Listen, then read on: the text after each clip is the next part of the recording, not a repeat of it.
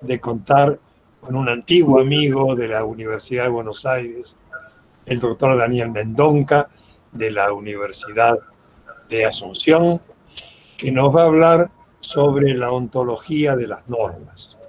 De modo que vamos a oírlo y luego veremos qué le decimos en el debate. Por favor, profesor Mendonca, oímos. Gracias, Pachi. De verdad estoy muy agradecido por esta invitación. Vos sabés que en la UBA me siento como en casa. Me alegra mucho verlos, me alegra saber que están bien. Y desde luego, si me permitís, quisiera dedicar esta conversación que vamos a mantener a nuestro amigo y maestro común, Eugenio. Yo creo que esta conversación le hubiese encantado a él, es un tema que le apasionaba, es un tema sobre el cual había producido mucho y entonces buena parte de mi exposición va a girar en torno a ideas de Alchurrón y Bulín, tratando de mostrar los puntos fuertes y los puntos débiles en la resolución de este problema que casi parece un problema maldito, el problema ontológico de las normas. Bien. Ok. ¿Cuánto tiempo querés que exponga Pachi? No hay límite. Bueno. Pero bueno, se supone que 40 minutos, una hora. Perfecto, perfecto. Bueno, en realidad lo que quiero hacer es resumir algunas de las conclusiones de una investigación reciente que fue publicada en México, en la editorial Fontamara, sobre lo que von Ray dio en llamar el problema ontológico de las normas. Este problema es básicamente el problema de la existencia de las normas. Von Ray lo plantea con una pregunta muy concreta. Dice von Ray, ¿qué es lo que hay? ¿Qué es lo que existe cuando decimos que hay o existe una norma? Desde luego, los juristas usan expresiones del tipo hay una norma que establece tal o cual cosa o existe una norma que establece tal o cual cosa, de modo que son expresiones muy comunes en la práctica del derecho, expresiones del tipo hay una norma o existe una norma. Entonces creo que el problema que plantea von Ray no es solo un problema de carácter filosófico, creo que es un problema que tiene repercusiones en la práctica del derecho y en nuestra concepción misma del derecho. La pregunta en definitiva es con qué tipo de objetos trabajamos los hombres de derecho cuando decimos que trabajamos con normas. Estos problemas, que son problemas relativos a la ontología, esa sección de la filosofía que se dedica acerca de la existencia de las cosas, tiene repercusiones con otros campos de la filosofía, como por ejemplo el campo de la epistemología, es decir, cómo sabemos, cómo investigamos, cómo aprendemos, cómo estudiamos. Desde luego, esas preguntas tienen que ver con cuál es nuestro objeto de estudio y qué tipo de objeto de estudio es el objeto de estudio con el cual trabajamos, normas en este caso. Y también tiene, obviamente, repercusiones con otro campo de la filosofía, que es el campo de la lógica, el campo en el cual se estudia el razonamiento válido. Entonces, este es otro problema filosófico al cual quiero dedicarle, aunque sea unos minutos hacia el final, es el problema de, según cuál sea la respuesta para el problema ontológico, es decir, qué tipo de entidades son las normas, el problema relativo a si es posible una lógica de normas y bajo qué condiciones sería posible una lógica de normas. Entonces, como ven, están conectados los problemas en campo ontológico, epistemológico y lógico, los tres grandes campos de la filosofía. Yo diría que este problema planteado por von Ray es un problema central en la filosofía. Creo que ningún filósofo que se precie debería dejar de tener una respuesta adecuada para este problema. Bien, von Ray planteó este problema en su libro Norma y Acción en 1963 y lo planteó en los términos que formulé antes y que repito para que no lo pierdan de vista. ¿Qué es lo que hay? ¿Qué es lo que existe cuando decimos que hay o existe una norma? Él le dedicó al menos 2 capítulos a este problema, con distintas denominaciones, el problema de la existencia o el problema ontológico. Él encontró una relación muy estrecha entre la existencia de las normas y el lenguaje. Decía von Rey que las normas existen a partir de la ejecución de cierto tipo de actos a los cuales él llamaba actos normativos o actos de creación de normas. Decía él de creación o de cancelación de normas. Entonces, básicamente, una norma empieza a existir a partir del momento en que se produce el acto normativo de creación. Y ese acto normativo es un acto lingüístico, es un acto, básicamente, un acto de decir algo a partir de lo cual cobra existencia la norma. Y el acto de cancelación es el acto precisamente en el cual deja de existir la norma. Entonces, en la versión de von Rey, una norma existe desde su creación hasta su cancelación. Entonces, la existencia de una norma es una existencia limitada, acotada en el tiempo. Empieza en un momento la existencia y termina en otro momento la existencia. Él tenía una construcción un tanto extraña desde el punto de vista jurídico para la existencia de las normas. Y esto es extraño, digo, porque él introdujo una noción que es una noción incómoda en el campo del derecho, que es la noción de vinculación normativa o vinculación bajo norma. Decía él que la norma existe mientras existe el vínculo entre la autoridad y el sujeto destinatario. Entonces, en cuanto se rompe el vínculo entre la autoridad y el sujeto destinatario, la norma deja de existir.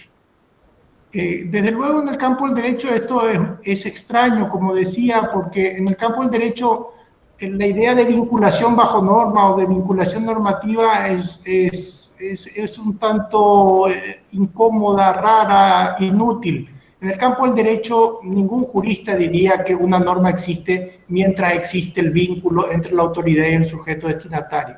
Es más, puede ocurrir incluso que ciertas normas sean producidas en un momento determinado, sean creadas en un momento determinado, y la autoridad nunca tener relación alguna con el sujeto destinatario. Entre otras cosas, podría ocurrir, por ejemplo, que transcurra mucho tiempo, transcurre siglos entre la creación de la norma y su cancelación. Entonces no habría la vinculación bajo norma, la vinculación entre la autoridad y el sujeto destinatario en esos casos. De todos modos, dejando de lado el problema de la vinculación normativa, el problema de von Rey sigue pendiente. Es decir, hay que responder a la pregunta ¿qué es lo que hay, qué es lo que existe cuando decimos que hay o existe una norma? Von Rey tenía una distinción muy interesante que le permitía trazar ciertas líneas de investigación con respecto a esto. Trazó de hecho líneas de investigación. Les voy a explicar la respuesta de von Rey. Es una gran incógnita. Von Rey, en definitiva, a pesar de todo el tiempo que trabajó en problemas de filosofía de las normas, de teoría de las normas, nunca respondió cabalmente a la pregunta. Y les voy a explicar cuál es la línea de respuesta y cómo deja inconclusa la respuesta a su propia pregunta. Él trazaba una distinción entre formulación de norma y norma. La formulación de norma es básicamente la expresión lingüística de una norma. Y esto puede ser un símbolo, podría ser, por ejemplo, un cartel de prohibido estacionar, o podría ser una luz verde que permite cruzar una bocacalle, o podría ser una expresión verbal del tipo es obligatorio pagar los impuestos, en cuyo caso habría palabras para expresar la norma. Habría una oración para expresar la norma. Entonces, la formulación de norma es la expresión lingüística de la norma. Esto está claro en von Rey. La formulación de norma es la expresión lingüística de la norma. Pero la pregunta sigue pendiente. ¿Y la norma? ¿Qué relación tiene la norma con su expresión lingüística? Von Rey dice expresamente que no se atreve a sostener que la norma sea el significado de la formulación de norma. Es decir, que la norma sea el significado de la expresión lingüística. Y esto lo dice en 1963, en Norma y Acción, dice que no se atreve a sostener que la norma sea el significado de la expresión lingüística, pero no lo hace caprichosamente, lo hace creo yo, aunque él no lo dice, lo hace porque no tiene una semántica para normas, no tiene una semántica de normas. Entonces, al no tener una semántica de normas, no puede decir que la norma sea el significado de la expresión lingüística. Y dice él que la semántica del lenguaje descriptivo, sentido, referencia, etcétera, no es traspasable sin más al campo del lenguaje prescriptivo. Entonces, la semántica del lenguaje descriptivo no funciona, dice él, de la misma manera, o no tiene por qué funcionar de la misma manera en el campo del lenguaje prescriptivo. Yo creo que esta es la razón por la cual él en el 63 no da el paso de sostener que la norma es el significado de la expresión lingüística. Lo cierto es que 20 años después, en un ensayo fantástico de von Wright sobre los fundamentos de las normas y la lógica deóntica, vuelve sobre el problema y vuelve con la respuesta. Si me permiten, les leo el párrafo porque es muy ilustrativo, tiene 3 renglones. Dice él: es importante no confundir la norma en sí misma con la formulación de la norma, ni la existencia de una norma con la enunciación u otra producción de la formulación de la norma. Y aquí viene y subrayo, dice él: no discutiré aquí la naturaleza lógico-semántica de la relación de la norma con su expresión en palabras.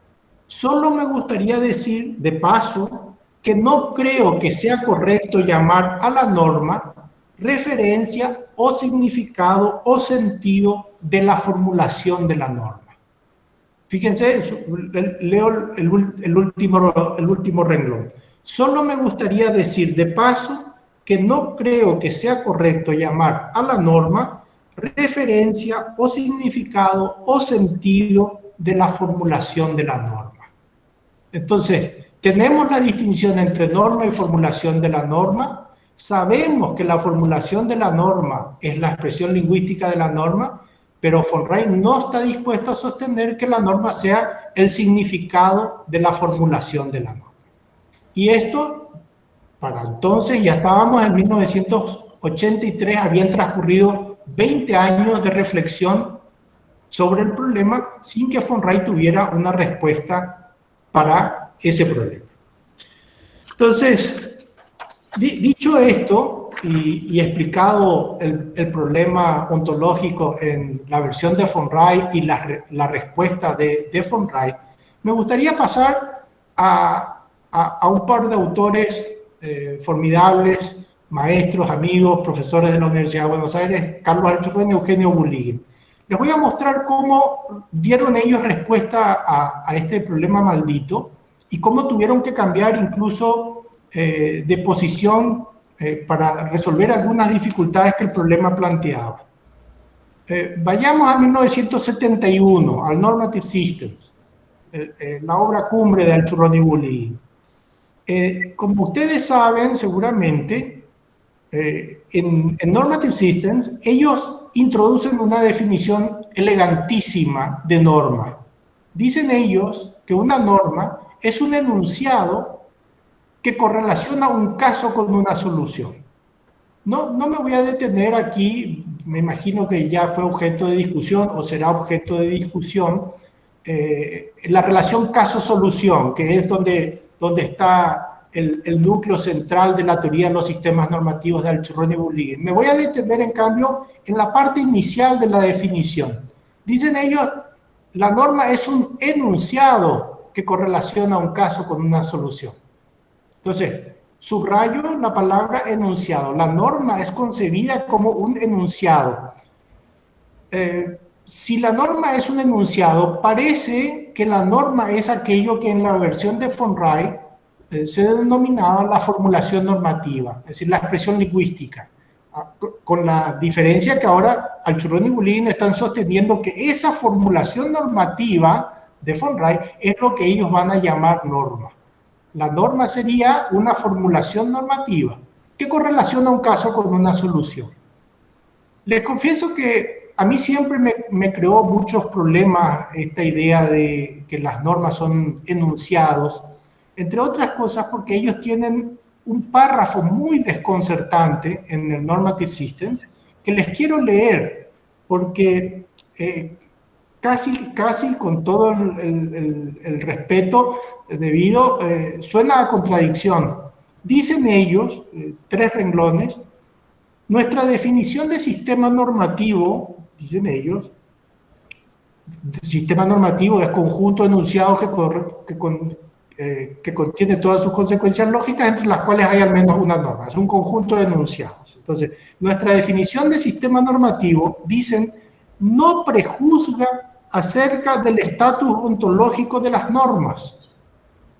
No se dice que las normas son enunciados, es decir, entidades lingüísticas, ni tampoco se dice qué clase de existencia tienen. Lo único que se presupone es que las normas son expresables en el lenguaje, es decir, por medio de enunciados. Aquí hay una contradicción patente, creo yo, cuando se dice que las normas son enunciados e inmediatamente después se dice que su concepción de las normas no prejuzga acerca del estatus ontológico de las normas. Si las normas son enunciados, son expresiones lingüísticas y esto tiene un compromiso ontológico ineludible. Si son expresiones lingüísticas, son entidades físicas. Desde luego, ellos no querían que las normas fueran entidades físicas. Esa era una idea seguramente muy lejana a la concepción de las normas de Alchurrón y Bulin. Lo cierto es que a partir de una serie de críticas, observaciones y objeciones que se produjeron en los años posteriores al Normative System, sobre todo 2 de las cuales llegaron fuertemente al Alchurrón y Bulin, una crítica de Arnio y otra de Niluoto, Alchurrón y Bulin tuvieron que ajustar esa definición y esa explicación, esa definición de que las normas son enunciados y esa observación de que la concepción de las normas no tiene compromiso ontológico. Terminaron diciendo en los años 80 que ahí había una mala comprensión y que seguramente esa mala comprensión se debía a una explicación deficiente que ellos mismos habían generado. El ajuste vino a decir que en el Normative System había que entender que las normas eran enunciados más un significado específico y determinado. Es decir, las normas no eran meramente enunciados, sino enunciados más un significado específico. De modo que si yo tenía un enunciado correlacionado con un significado determinado, a través de la interpretación, yo pasaba del enunciado al significado, si yo cambiaba el significado, cambiaba la norma, porque cambiaba la correlación entre enunciado y significado. Entonces, esta nueva versión de Alchurrón y Bulin genera un ente híbrido. La norma pasa a ser una entidad que tiene una parte de existencia física, una entidad lingüística, y una parte de existencia abstracta, el significado. Entonces, ya no es un enunciado como en la versión original, sino un enunciado con significado, o, si me dejan, un enunciado más un significado determinado. Entonces, ahora la norma no es solo expresión lingüística, sino expresión lingüística con significado. Poco tiempo después, Alchurrón y Bulin dieron un paso muy importante. En el año 83, en el volumen de homenaje a Genaro Carrió, Alchurrón y Bulin publicaron un ensayo titulado Definiciones y Normas, y en ese ensayo sostuvieron directamente que las normas son significados, que las normas son los significados de los enunciados normativos, de lo que von Reich llamaba formulación de norma. Entonces, En la primera versión las normas son enunciados, en la segunda versión las normas son enunciados más significado, en la tercera versión las normas son directamente significados de enunciados. Dicen ellos allí, lo esencial, lo distintivo de la norma es el elemento semántico, es el elemento significativo. De modo tal que, de vuelta, si yo cambio el significado, cambio la norma. Y ellos incluso dan algunos ejemplos de la jurisprudencia argentina, en los cuales, ejemplos en los cuales los tribunales cambiaban la interpretación de un artículo legal. Decían a Churrón y Bulín, al cambiar la interpretación del artículo, están cambiando la norma. Cualquier jurista se da cuenta que al cambiar la interpretación del artículo de la disposición legal, están cambiando la norma. Porque están cambiando el significado, y lo distintivo de la norma es el significado. La norma es significado. Unos pocos años después, al Churrón y Bulín llamaron a esta concepción de las normas como significados de enunciados, concepción hilética. Y trazaron una distinción entre dos concepciones antagónicas, dos concepciones que ellos veían como absolutamente incompatibles. Las llamaron concepción hilética, como decía, y concepción expresiva.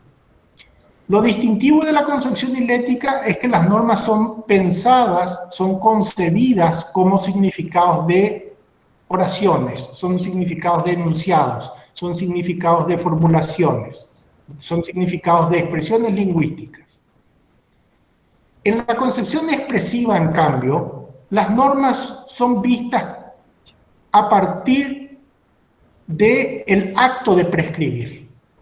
La concepción expresiva identifica las normas con el elemento pragmático, no con el elemento semántico, ni con el elemento sintáctico.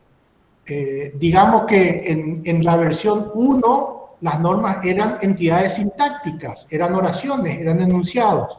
En la versión 2 eran oraciones con significado. En la versión 3 eran significados.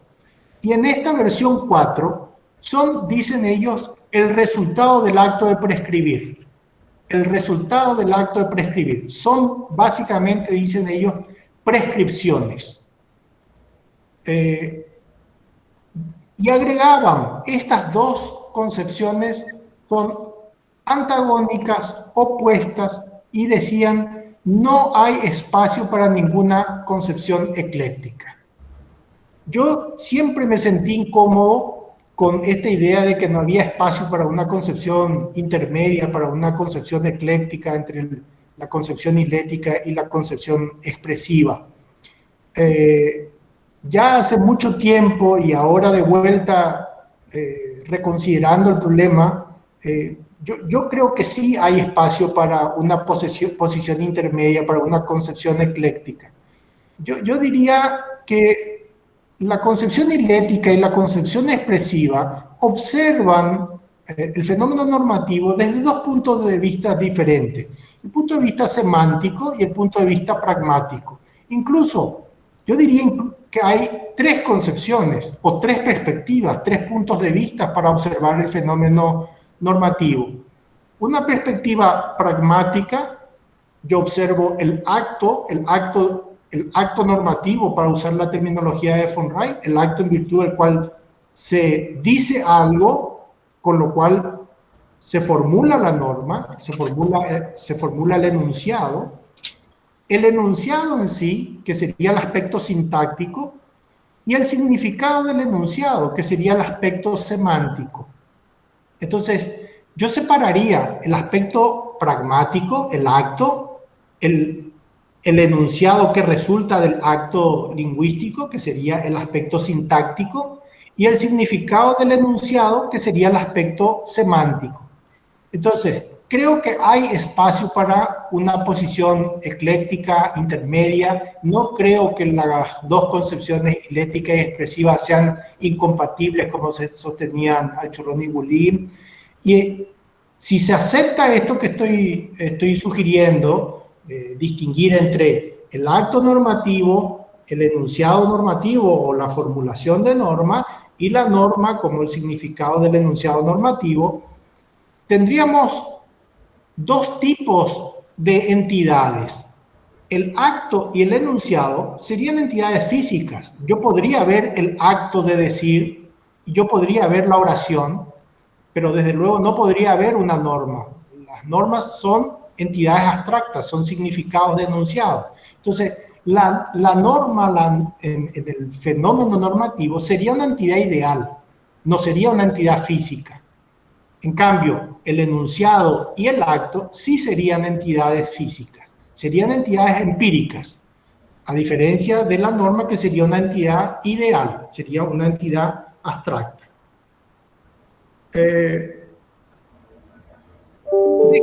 Déjenme dar un paso más y llevar el problema ontológico a un punto en el cual Eugenio sostuvo que era el motivo de debate, de controversia y de imposible conciliación de posiciones entre Kelsen y Klug en aquel cruce epistolar de finales de los años 50. Ustedes sabrán, y si no, permítanme contarles que a finales de los años 50, Kelsen inició un cruce de correspondencia que duró mucho tiempo, duró muchos años, con Ulrich Klug. Kelsen abrió ese cruce de correspondencia enviándole una carta a Klug y pidiéndole opinión acerca de cómo veía él la posibilidad de aplicar la lógica al campo de lo normativo. ¿Cómo se podía usar la lógica para pensar las normas? Si era posible, en definitiva, una lógica de normas. Esta es la pregunta inicial de la carta primera de ese largo cruce de correspondencia. Klug respondió diciéndole que él no veía inconveniente alguno en aplicar la lógica a las normas. Y el debate siguió, la correspondencia continuó hasta que Kelsen publicó muchos años después un ensayo sobre derecho y lógica, que es cuando se cerró esa correspondencia epistolar entre ellos dos. Lo cierto es que efectivamente ellos nunca llegaron a un acuerdo acerca de si era posible aplicar la lógica a las normas. Desde un primer momento, Kelsen se mostró muy escéptico acerca de esa posibilidad y Klug, en cambio, se mostraba absolutamente optimista acerca de la posibilidad de aplicar la lógica a las normas y decía incluso que no veía inconvenientes para que esto fuera posible. Según Eugenio, dicho sea de paso, elaboró un precioso ensayo introductorio al volumen español que recoge esa correspondencia entre Kelsen y Klug. Y en ese ensayo Eugenio sostuvo que Kelsen y Klug no llegaron a una coincidencia y que no podían llegar a una coincidencia porque Kelsen era expresivista, a diferencia de Klug, que era hilético. Esta es la tesis de Eugenio. Según Eugenio, Kelsen sostenía una concepción expresiva de las normas y Klug sostenía una concepción hilética de las normas. Es decir, Klug pensaba las normas como significados, mientras que Kelsen pensaba las normas como actos o como resultados de actos, del acto de prescribir, de actos de prescribir. Yo creo que esa discrepancia, tal como la planteó Eugenio, nunca existió. En mi lectura atenta, desde luego doy por descontado que la lectura de Eugenio fue también muy atenta, en mi lectura atenta de ese cruce de correspondencia y de textos cercanos en el tiempo, se sigue claramente que nunca hubo esa discrepancia que señalaba Eugenio. Hay una carta en la cual Klug le dice a Kelsen, sería importante que nos pusiéramos de acuerdo acerca de si pensamos las normas a la manera de las proposiciones o no. Le dice Klug además creo que en esto coincidimos, en pensar las normas como entidades similares a las proposiciones. Kelsen no le responde directamente a esa observación, a Klug, pero deja entrever que está de acuerdo con la idea y publica en esos años algunos ensayos en los cuales da un paso más allá de aquella versión original de la teoría pura, donde sostenía Kelsen que las normas son, decía él, el sentido de un acto de voluntad. Esa expresión, el sentido de un acto de voluntad, es una expresión de verdad muy oscura. Es difícil entender bien, entender cabalmente qué significa que una norma es el sentido de un acto de voluntad.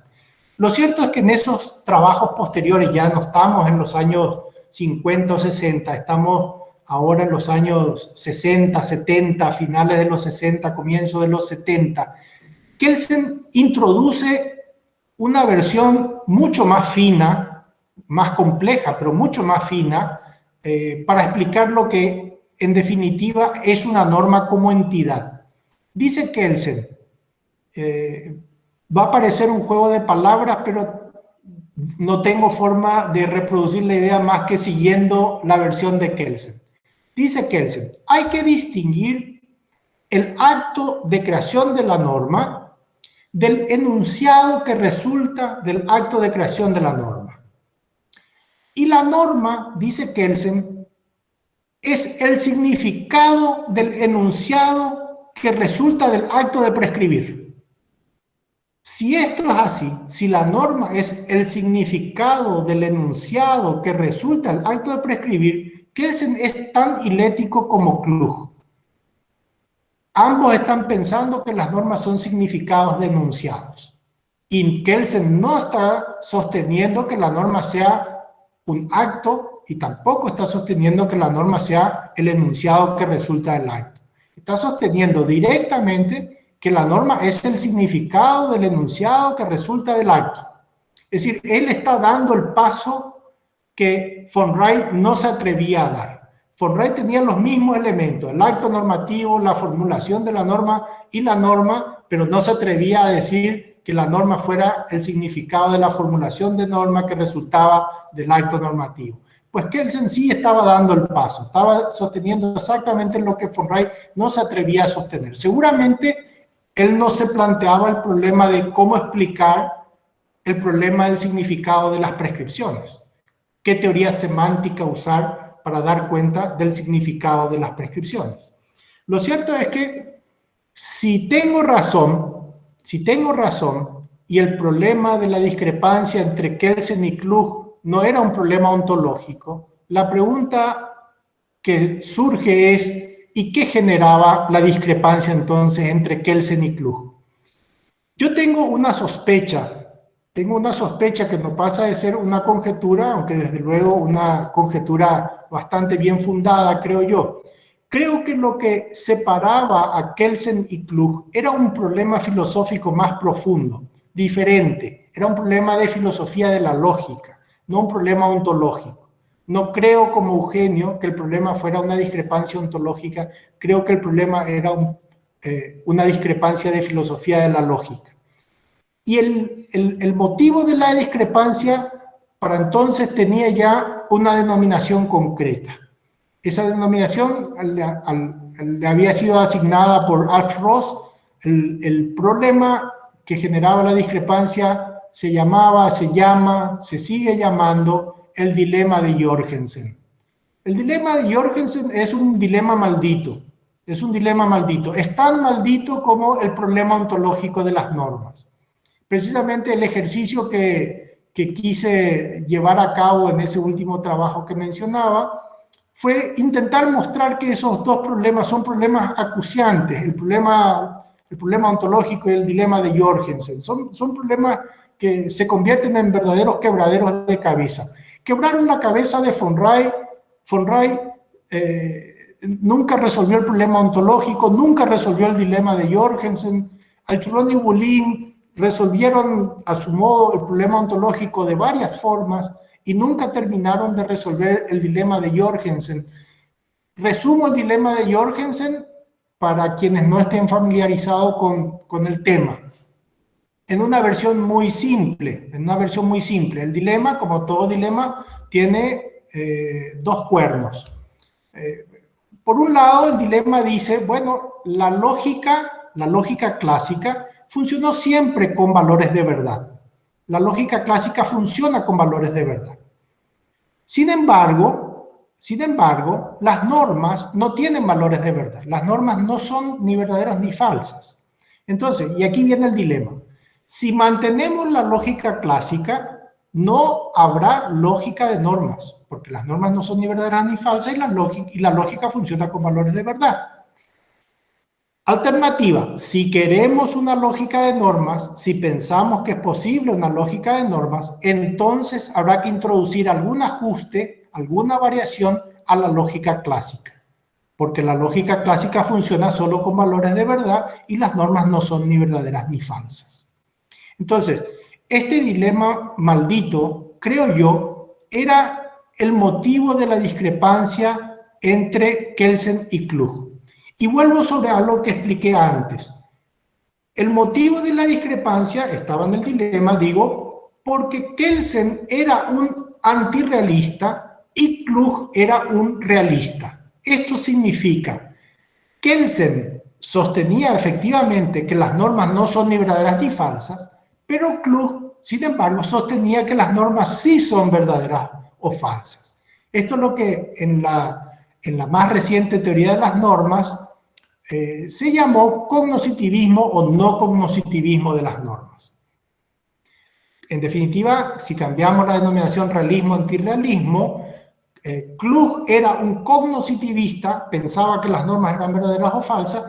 Kelsen, en cambio, pensaba que las normas no eran ni verdaderas ni falsas. Kelsen era un anticognoscitivista en materia normativa. Y aquí aparece un problema interesante. La posición de Bulligin en el medio de este torbellino suscitado entre Kelsen y Klug y el debate acerca de la lógica de normas. Fíjense, a diferencia de Kelsen, Bulligin va a sostener, al igual que Alchurrón, que sí es posible una lógica de normas. Y en esto va a coincidir con Klug. Va a coincidir con Klug en que hay una lógica de normas, a diferencia de Kelsen, que cree que no hay una lógica de normas. Pero, a diferencia de Klug, Eugenio va a sostener, coincidiendo con Kelsen, que las normas no son ni verdaderas ni falsas. Entonces, Eugenio va a tener una posición coincidente en parte con Kelsen y coincidente en parte con Klug, pero antagónica en parte con Kelsen y antagónica en parte con Klug. Va a coincidir con Kelsen en que las normas no son ni verdaderas ni falsas, y en esto va a discrepar con Klug, pero va a coincidir con Klug en que hay una lógica de normas, a diferencia de lo que sostiene Kelsen.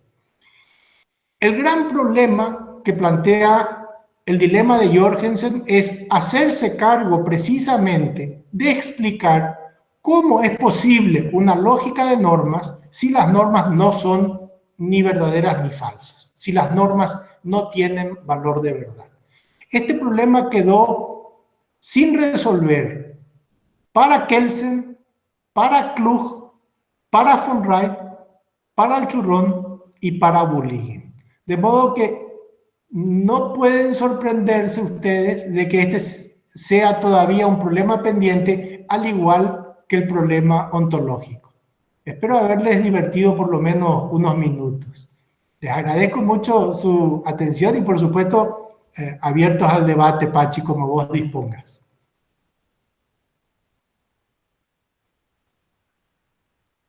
Aplausos. Muchas gracias, Daniel. Bien, está abierto el debate, así que ¿quién quiere iniciar el debate con alguna pregunta u observación? Acá tenemos a varias personas que levantaron la mano. Tenemos a Alejandro Guevara Arroyo, que levantó, y después a Centro de Capacitación.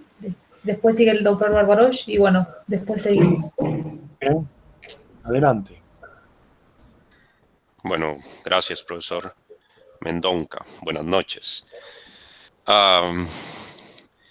Bien, me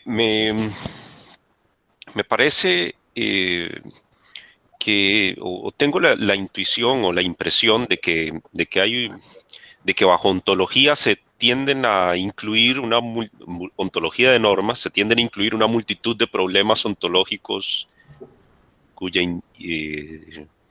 que a veces tienden a confundirse porque están más o menos conectados. Uno de ellos es qué provoca la existencia en general de las normas. Y otro de ellos es qué es, digamos, a qué género de entidades pertenecen las normas. Con respecto al género de entidades, y este es un primer comentario, me gustaría saber qué le parece. Y el segundo comentario es el siguiente.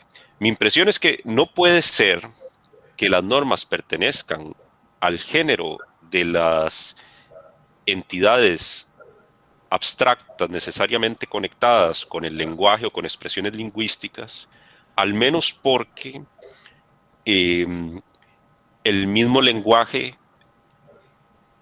funciona normativamente, pero no puede, salvo que estemos dispuestos a una regresión al infinito, no podemos aceptar que el lenguaje mismo sea normativo porque es una entidad abstracta conectado con el lenguaje, por lo menos el lenguaje natural. De forma tal que tiene que poder haber normatividad no conectada necesariamente con lenguaje. Este es un segundo comentario y esos son mis dos comentarios. Muchas gracias, profesor. Es muy excelente la ponencia. Gracias. ¿Te parece si respondo, Pachi? Sí, por cierto. Sí, ok. Bien, Alejandro plantea dos o tres problemas muy interesantes. El primero, vale la pena detenerse un segundito allí. La expresión existencia de las normas es una expresión que tiene muchos significados. Esto es verdad y yo por razones de tiempo omití referirme a esta cuestión. La palabra existencia, cuando se usa para referirse a la existencia de las normas, puede querer decir muchas cosas. Por un lado, se usa la palabra existencia como eficacia, como equiparable, como equivalente a eficacia. Una norma existe en la medida en que es eficaz, en la medida en que produce ciertos resultados. Por otro lado, se usa la palabra existencia como validez. Una norma existe en la medida en que es válida en un sistema normativo, es decir, en la medida en que pertenece a un sistema normativo. Es válida en un sistema normativo. Entonces, decimos que la norma existe en un sistema en tanto pertenece al sistema. Y entonces necesitamos criterios de pertenencia de norma a sistema para saber si la norma existe o no existe, en ese sentido de existencia. Por otro lado, se usa también existencia como promulgación. Una norma existe si ha sido promulgada, en el sentido de si ha sido formulada en un lenguaje. Estas son, hay al menos dos o tres acepciones más para existencia.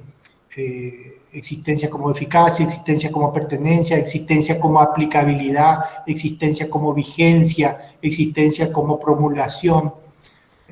Esta idea de existencia como promulgación es, creo yo, la idea básica. Es decir, las nociones de pertenencia, eficacia y las otras presuponen la idea de existencia como promulgación.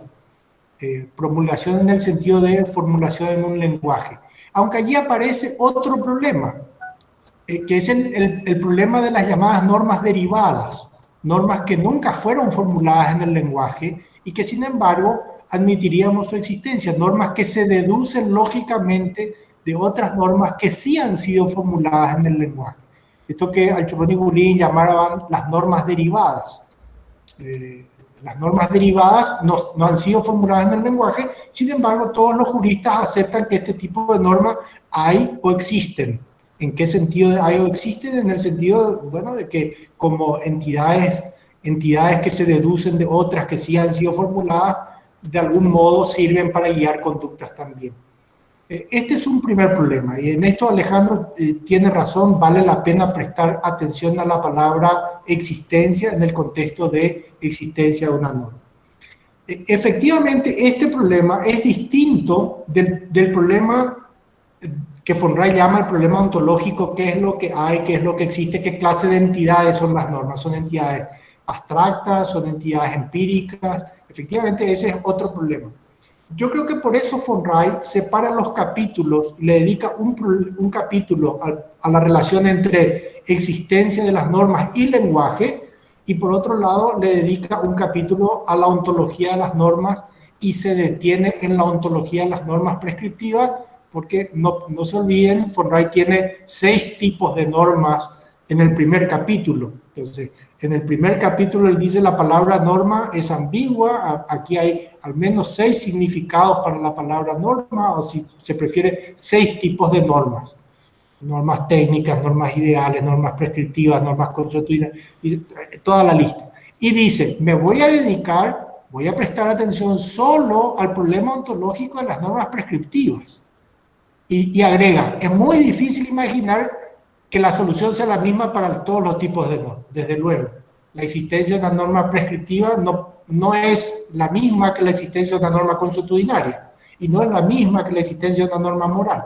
Entonces, tenía razón von Rey al advertir que había que separar el problema ontológico de las normas prescriptivas de los demás tipos de normas.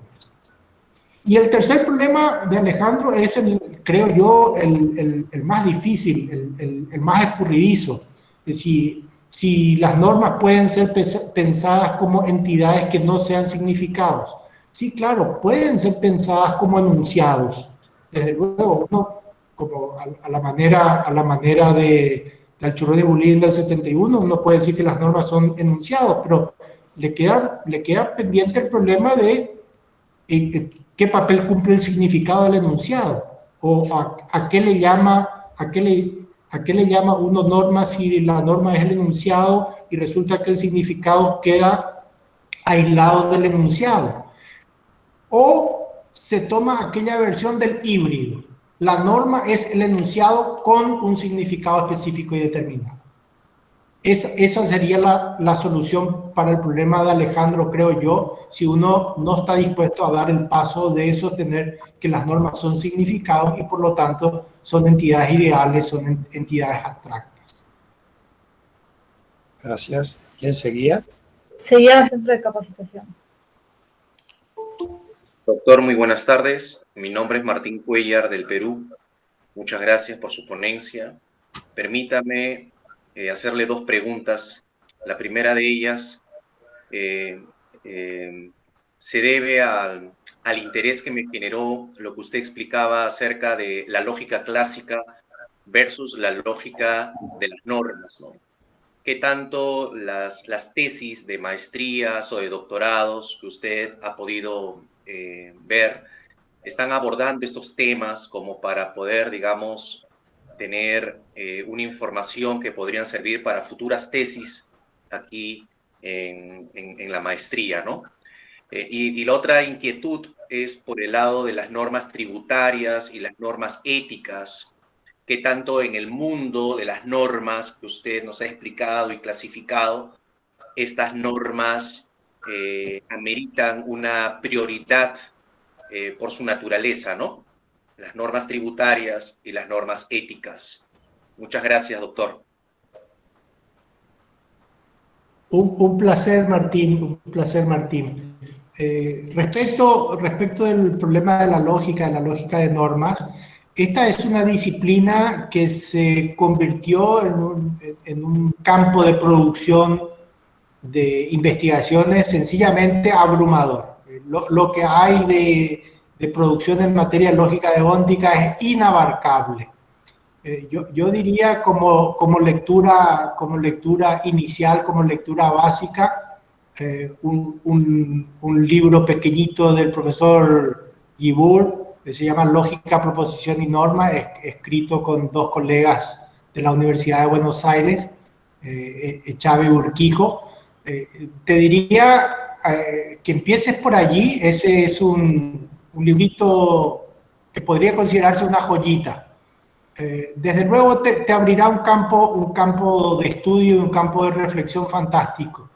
Trabajos más recientes, yo diría el último muy recomendable, un libro de dos profesores argentinos, Pablo Navarro y Jorge Rodríguez, que se llama The Ontic Logic, publicado en Oxford.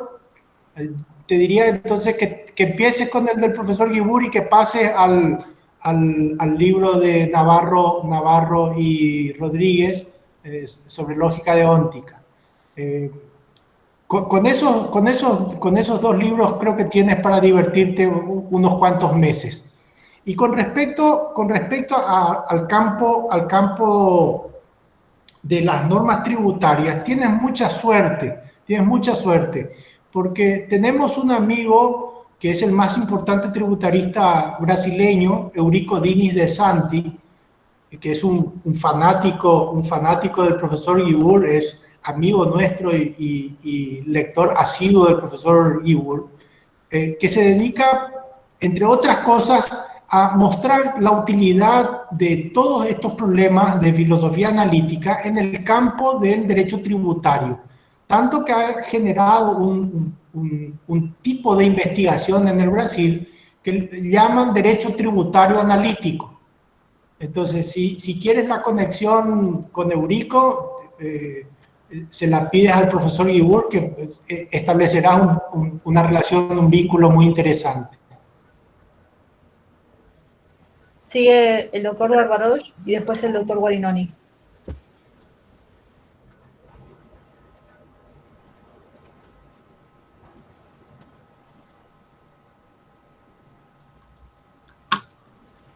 Ahora sí, ¿me escuchan? Sí, Eduardo. Bueno, muy contento con tu exposición, muy clara, muy interesante, y realmente estoy ampliamente satisfecho.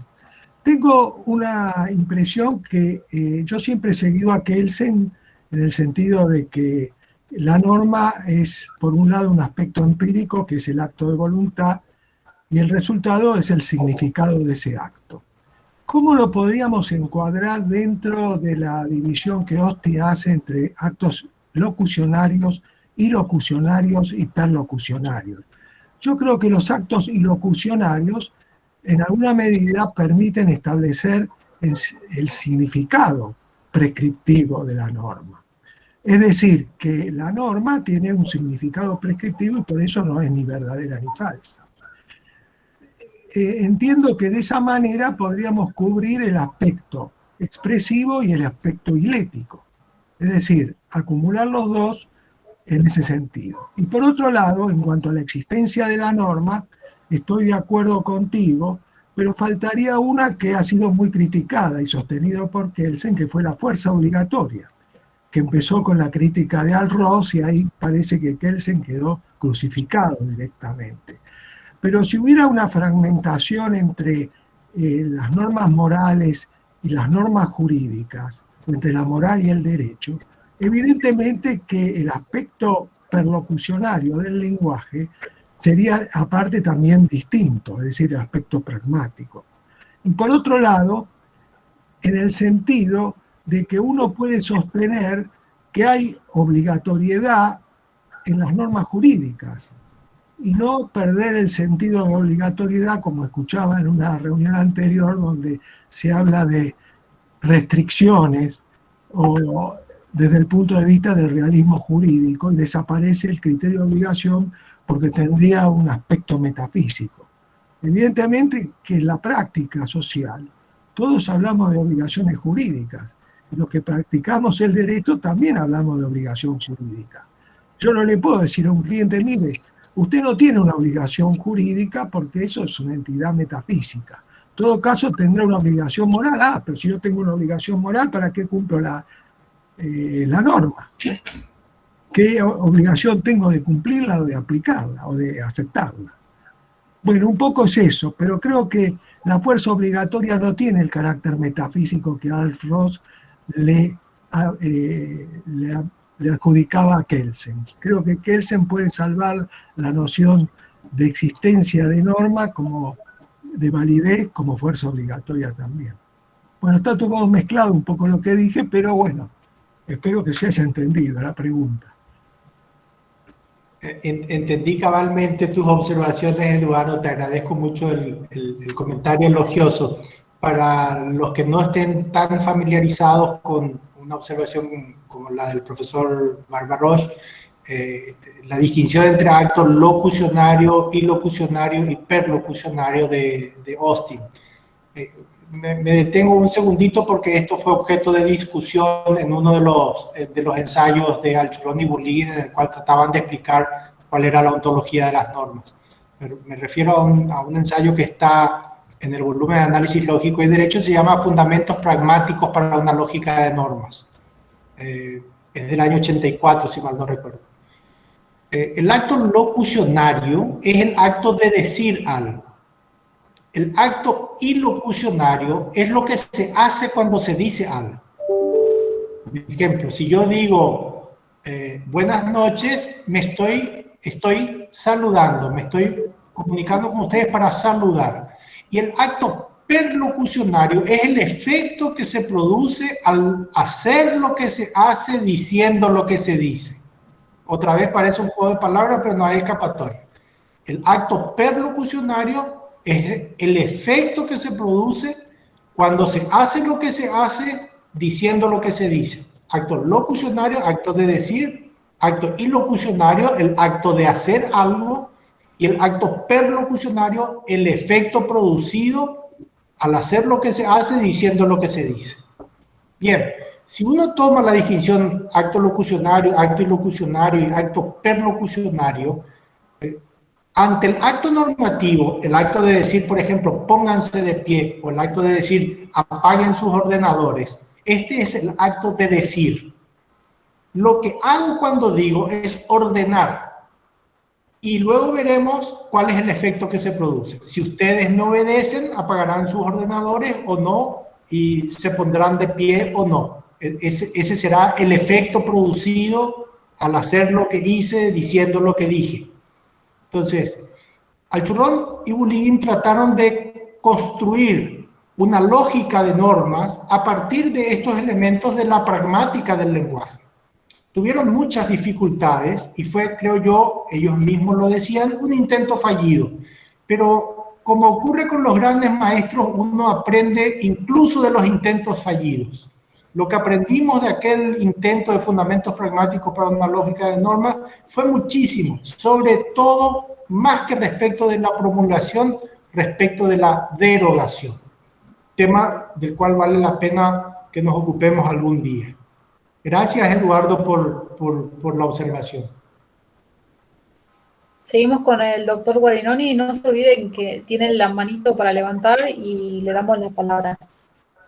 Daniel, bueno, encantado de escucharte, me pareció muy interesante toda la exposición y bueno, es uno de los temas no resueltos en la lógica y en la consideración de las normas, es el famoso dilema de Jorgensen. El mismo Alchurrón, no hay que olvidarse, lo trató de resolver de otra manera en el otro cuerno del dilema. O sea, en lugar de renunciar a la lógica de normas, él, no sé si te acordás que publicó un artículo con Martín, ¿no? Tratando de definir las conectivas lógicas sin recurrir a la verdad o a la falsedad. En realidad nunca más profundizó sobre eso y quedó ahí como una vía muerta, y yo creo que no fue un tema, una cosa muy fructífera. Pero evidentemente esto está detrás de toda consideración que podemos hacer respecto de la lógica de normas. Alguna vez Alchurrón también trató de decir que la lógica de normas en realidad no era una lógica de normas, sino de proposiciones normativas, lo cual también es complicado, pero tiene la ventaja de que podemos manejarnos con verdadero y falso, y en ese sentido aplicar las conectividades de la lógica proposicional no nos causa ningún problema. Por eso yo creo que es un problema irresuelto que vale la pena tener en cuenta para cualquier lógica de norma, y que realmente resulta interesante de pensar y que se ve influido, por supuesto, por cómo consideramos las normas. La consideración que hagamos acerca de si las normas son enunciados, o son sentidos de enunciados, o alguna otra cosa, o acciones, en realidad influye exactamente sobre qué consecuencias vamos a tener en la lógica. Eso es lo que quería decir. Desde luego, Ricardo tiene razón al señalar que Alchurrón exploró varias vías, y a veces solo, a veces con Eugenio, y a veces incluso interactuando con el propio von Wright, y en aquel trabajo que menciona Ricardo con Antonio Martino, exploró la posibilidad de una lógica sin valores de verdad. Es decir, que la lógica fuera construida de manera estrictamente sintáctica, sin ningún tipo de referencia a los valores de verdad. Yo siempre me sentí incómodo con aquella versión, pero creo que había algo útil allí. Déjenme una nota autobiográfica o autobiográfica intelectual. Yo siempre pensé que el título era fantástico, una lógica sin verdad, pero sin embargo la idea de fondo no me convencía.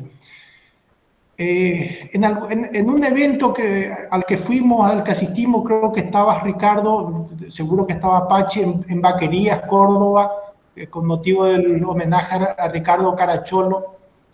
Yo presenté allí una ponencia discutiendo a Ricardo Caracciolo y discutiendo a Eugenio, que le había concedido demasiado, en mi opinión, a Ricardo Caracciolo. Ricardo Caracciolo había sostenido que el realismo moral y el positivismo jurídico eran perfectamente compatibles. Y en esa tesis discutió un trabajo de Eugenio. Y Eugenio, en una publicación, dijo que en principio podía tener razón Caracciolo, que el realismo moral y el positivismo jurídico podían ser compatibles. Yo monté en cólera, confieso que monté en cólera, porque no creo que el realismo moral y el positivismo jurídico sean compatibles, precisamente porque son dos posiciones filosóficamente opuestas en términos de realismo y antirrealismo normativo. El realismo moral sostiene que las normas son verdaderas o falsas, y el positivismo jurídico sostiene una tesis antirrealista según la cual las normas no son ni verdaderas ni falsas.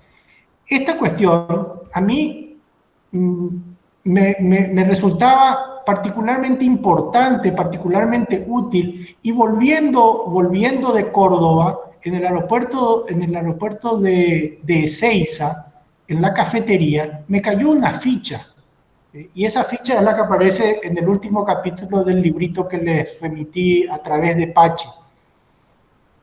La ficha era, ¿y qué pasaría si la lógica admitiera entidades que no son verdaderas ni falsas? Pero no una lógica donde excluyo la verdad o la falsedad, sino una lógica en la que incluyo entidades que no son ni verdaderas ni falsas. Y recordé las lecciones de Bernengo sobre la lógica trivalente. La lógica trivalente, para los que no estén familiarizados, es una lógica que tiene verdadero, falso y sin valor de verdad. Es decir, 0, 1 y 0,5. 0 es falso, 1 es verdadero y 0,5 es ni verdadero ni falso. Entonces mi ejercicio fue en los siguientes meses, a partir de aquella epifanía, ¿qué pasaría si la lógica ahora fuera una lógica que admitiera la presencia de normas sin prescindir de las proposiciones en el mismo cuerpo? Es decir, puedo tener entidades verdaderas y falsas, verdaderas o falsas, y entidades que no son ni verdaderas ni falsas. Un razonamiento del tipo, el que mata a otro debe ser sancionado, Ricardo mató a alguien, Ricardo debe ser sancionado. Es decir, un razonamiento en el cual yo conjugo proposiciones y normas. Tengo premisas normativas, una proposición en el medio como premisa intermedia y una conclusión de vuelta normativa jugando en un mismo razonamiento. Es decir, una lógica en la que quepan proposiciones, normas e incluso otro tipo de expresiones lingüísticas que carezcan de valores de verdad, como preguntas. Bien, yo publiqué ese ensayo en Análisis Dirito y dos profesores fantásticos tuvieron la gentileza de discutir ese ensayo. Me refiero a Rafael Hernández Marín y a Giovanni Ratti. Entonces, en ese volumen de Análisis Dirito está el ensayo en el cual sugiero pensar una lógica de tres valores donde las normas caben perfectamente al mismo tiempo en contextos de razonamientos donde hay también proposiciones. Ellos dijeron, por supuesto, como era de esperar, que eso era muy extraño y que había pasos en los cuales resultaba muy difícil fundamentar el razonamiento. A mí esa parte no me preocupa. La parte del cálculo lógico no me preocupa. Me preocupa solamente el aspecto filosófico de si es posible una lógica donde haya normas en el razonamiento y donde uno pueda justificar la noción de consecuencia lógica y donde uno pueda definir las conectivas sin referencia exclusivamente a valores de verdad. Así que les dejo como desafío la lectura del último trabajo del librito, siguiendo la sugerencia del título de Alchurrón y Martino, una lógica sin verdad. Este se llama Una lógica con y sin valores de verdad. Perfecto, seguimos con Leticia Fernández. Bueno, buenas tardes, ¿se me escucha ahí? Sí, Leticia. Bueno, ¿qué tal, profesor? No, quería, digamos, pedirle su opinión respecto digamos, de la distinción. Usted, creo que, si no lo interpreté mal, entendió a la norma como un híbrido, pero previamente hizo una distinción entre el acto normativo, el enunciado normativo y el significado de ese enunciado, si no lo interpreté mal, ¿no? Esa tripartición. Pensando digamos, en estas tres instancias, la primera, la del acto normativo, entiendo que es un tema ontológico, me parece, ¿no? Ahora, las otras dos instancias, la del enunciado normativo en sí y la del significado normativo, mantener esas dos instancias, digamos, entre el enunciado y el significado, que digamos es posterior, ¿sí? No permite, digo, pensándolo desde Alchurrón y Bulligin, entenderlo desde el punto de vista axiomático, como si fuese un axioma, mantener esa distinción, digamos, le permite al intérprete obtener más, digamos, un número mayor, digamos, de interpretaciones del enunciado normativo. O sea, un cierto significado del enunciado normativo, un conjunto, no digo infinito, pero más o menos finito de significados, ¿no? Que entiendo que es la norma interpretada, ¿sí? O sea, lo veo desde el punto de vista axiomático, que me parece que es el que sostenía Alchurrón y Bulligin. Entonces, mantener esas tres distinciones y no entenderla como un híbrido, digo, a los fines del análisis, a mí me permite tener un enunciado normativo y después un significado que puede ser N1, N2, N3 o un conjunto más o menos amplio, por eso decía no infinito, pero sí más o menos finito, y bueno, y digamos, mantener el enunciado normativo en sí mismo, ¿sí? Y no hacerlo, porque me parece que esta es la utilidad de la distinción, no hacerlo contexto dependiente, porque mantener esas dos instancias, la del enunciado y la del significado, distinguidas, digo, a los fines del análisis, me permite no hacerlo contexto dependiente, bueno, que es una de las virtudes, digamos, desde el punto de vista semiótico de la distinción, de estas tres distinciones, ¿no? No sé si sí. Entiendo, digamos, que no sé si considerarla la norma como un híbrido, sino mantener esa distinción, por razones axiomáticas, por razones pragmáticas, uno podría decir, y determinar al enunciado normativo, bueno, en todas sus posibilidades según los fines pragmáticos, ¿sí? O sea, cómo lo interprete. Me parece que esas dos distinciones, la del enunciado normativo y el significado, digamos, tiene esa utilidad. No hacerlo depender del contexto para que el intérprete pueda trabajar con ese enunciado normativo según el contexto, ¿no? Pero el contexto es a posteriori, digamos, no es a los fines analíticos, tengo que mantener esa distinción. Esa, digamos, no sé qué opina al respecto. Sí, definitivamente, Leticia, yo no sostendría una tesis a la que pudiéramos considerar híbrida. No, definitivamente no. Yo creo que vale la pena separar el acto normativo del enunciado normativo de la norma. Como todo fenómeno lingüístico, el fenómeno normativo, en la parte que le toca de fenómeno lingüístico, puede ser abordado desde el punto de vista pragmático, sintáctico y semántico. Cuando yo tengo un enunciado en el cual se me dice, por ejemplo, que es obligatorio apagar el ordenador a tal hora, yo tengo previamente alguien que dijo algo, alguien que dijo apague el ordenador a las 20 horas.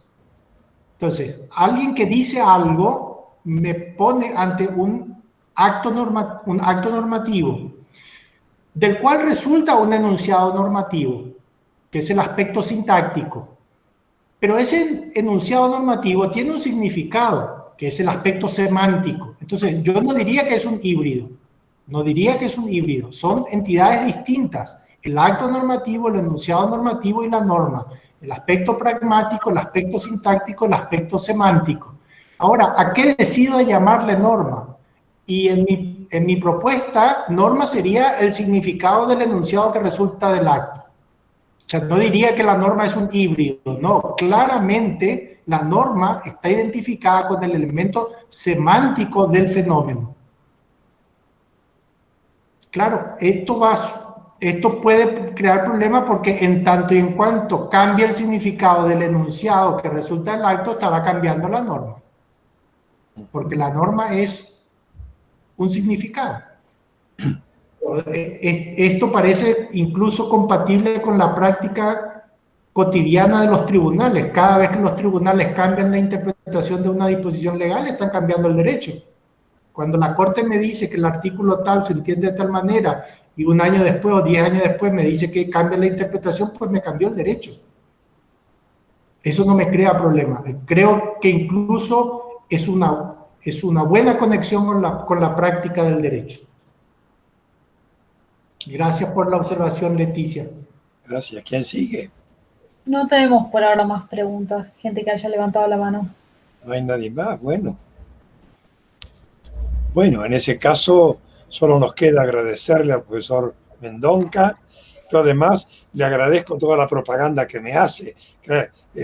Mi comentario es que es muy bueno tener amigos. Eso ya se sabe, eso se sabe. Es bueno tener amigos, pero es mejor tener buenos amigos. Desde luego, desde luego. Bueno, muchísimas gracias a Daniel, gracias a todos por venir a participar en esta conferencia. Gracias especialmente a Paula por la eficiencia con que ha manejado el debate. Y Eliana. Que sin Eliana tampoco esto podría ser posible. Bueno, muchísimas gracias también. Bueno, quedamos así, muchísimas gracias otra vez y nos vemos la próxima. Gracias a todos ustedes y gracias por la invitación, Pachi, te quiero mucho, cuídate mucho. Chao, Ricardo. Cariños. Gracias. Chao, chao. Gracias. Hasta pronto. Chao, chao, chao. Hasta la próxima.